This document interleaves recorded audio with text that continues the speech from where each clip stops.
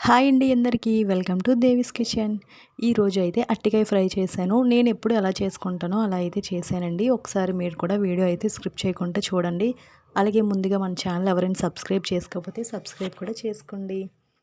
ముందైతే stove on చేసి కళాయి పెట్టుకొని అందులో ఒక 2 టేబుల్ స్పూన్ల ఆయిల్ అయితే వేసుకున్నాను. ఆవాలు, జీలకర్ర ఒక టేబుల్ స్పూన్, అలాగే శనగపప్పు, మినపప్పు ఒక టేబుల్ స్పూన్ వేసుకున్నాను.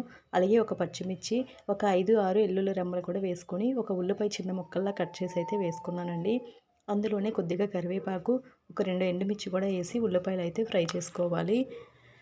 ఎప్పుడైనా అట్టికాయలు కట్ చేసుకునేటప్పుడు అట్టికాయలు చేతులకు అంటిపోతూ ఉంటాయి కదా! అలాగ అంటిపోకుండా ఉండాలంటే మనం బియ్యం కడిగిన వాటర్ ఉంటది కదా! అందులో అయితే ఈ ముక్కలు వేసుకొని కొద్దిగా ఉప్పు, అలాగే కొద్దిగా పసుపు వేసుకుంటే చేతులకి అంటుకోవు. అలాగే అట్టికాయ ముక్కలు కూడా నల్లగా అవ్వకుండా ఉంటాయండి. ఇప్పుడు ఉల్లిపాయలు బాగా ఫ్రై అయిపోయాయి కదా! అందులో అయితే అట్టికాయ ముక్కలు వేసుకొని కొద్దిగా టేస్ట్ చూసుకొని ఉప్పు, అలాగే పసుపు కూడా వేసుకొని బాగా కలుపుకోవాలి. అరటికాయ అనేది మాటికి కలుపుతూ ఉండాలండి. లేదంటే అది కళాయికి అంటిపోతూ ఉంటాయి కదా!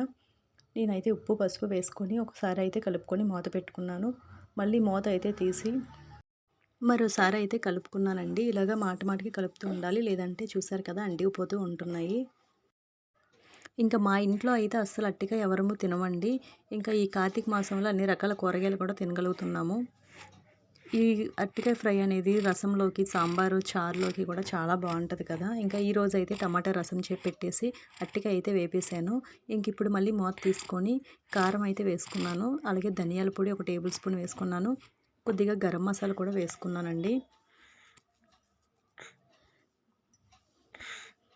అన్నీ వేసుకొని బాగా కలుపుకోవాలి. అట్టికాయతో ఎక్కువగా నేను చేసేది ఏంటంటే అట్టికాయ బజ్జీలా అయితే వేస్తూ ఉంటాను తప్ప అట్టికాయ కూర అయితే ఎప్పుడు కూడా వండను. లేదంటే ఎప్పుడో కనుక ఇగుండి ఇలాగైతే వేపుతూ ఉంటాను. మళ్ళీ ఈరోజు అయితే వేపాను అట్టికాయ అయితే ఇలాగా. ఇంకా బాగా కలుపుకున్న తర్వాత ఇప్పుడైతే లాస్ట్‌లో కొద్దిగా కొత్తిమీర అయితే వేసుకున్నానండి. ఎవరైనా ఫస్ట్ టైం ఛానల్ చూస్తే సబ్స్క్రైబ్ చేయండి. అలాగే సపోర్ట్ చేయండి. ఒకసారి మీరు కూడా తప్పకుండా అయితే ట్రై చేయండి. నేనైతే డైలీ మా ఇంట్లో వండుకున్న వంటలు మాత్రమే పెడుతూ ఉన్నాను. ఛానల్ కూడా కొంచెం సపోర్ట్ అయితే చేయండి. చూసారు కదా అట్టికాయ ఫ్రై అయితే రెడీ అయిపోయింది. థ్యాంక్ యూ అండి. అందరికీ బాయ్.